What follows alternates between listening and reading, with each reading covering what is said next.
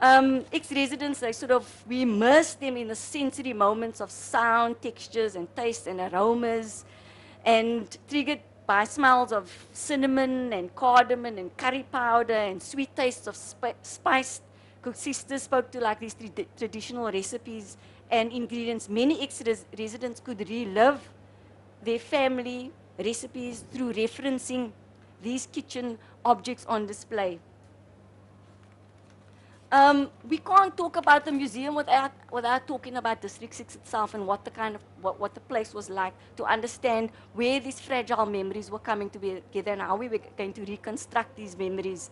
A lot of talk went around the fact that District 6 was a place of poverty and hardship, and there were certain stereotypes associated with the District 6, with District 6 being a slum.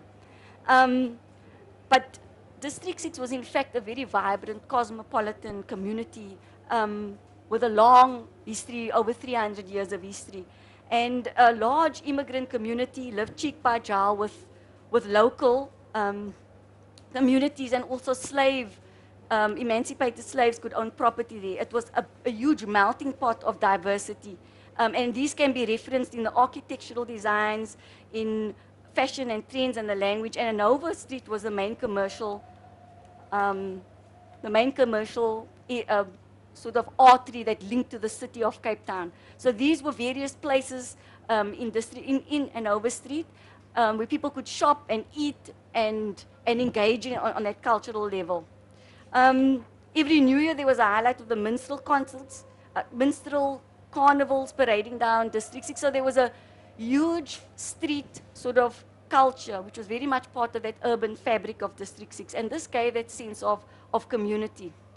There was, in the private spaces of families' homes, there were the kitchens, there was the central social spaces, and this is where traditional recipes were brought to life, in the rituals of cooking, eating, and sensory exchanges around the dinner table. So here, and a lot of people could sort of speak around issues around the primer stove and the Dover stove. And here's just some examples of those traditions. I was very fascinated by that picture because in those days, they never really had electricity, and when they did have electricity, they bought these huge fridges that couldn't fit into the kitchens, and they became status symbols in their lounges. So there it was portrayed behind somebody's 21st birthday cake.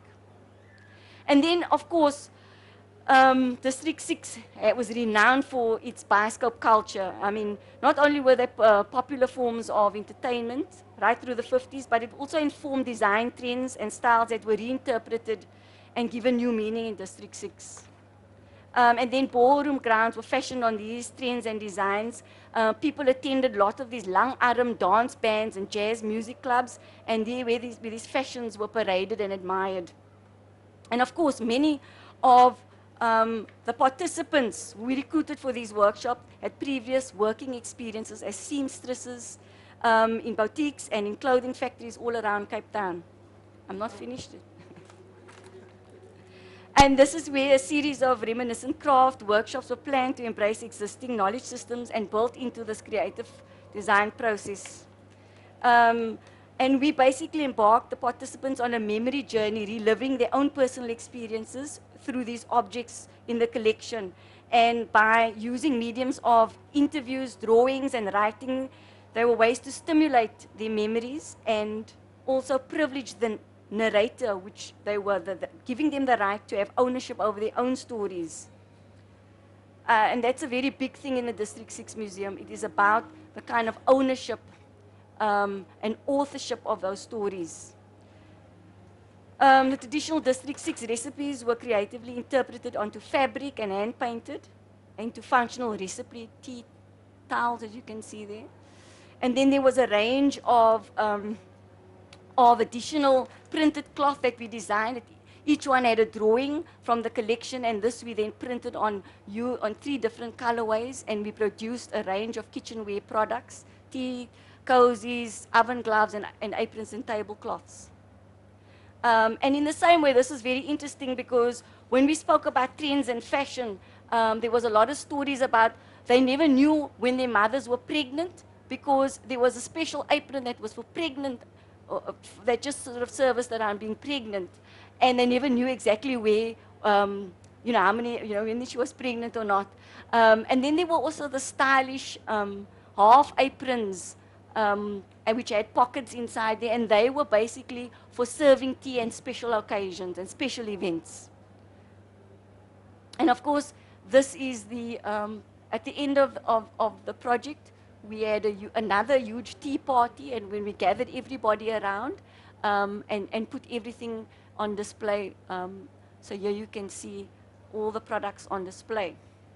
And I want to end, never heard, on this note, from Lee Edelkoot, who's a design stylist, a renowned Dutch design stylist.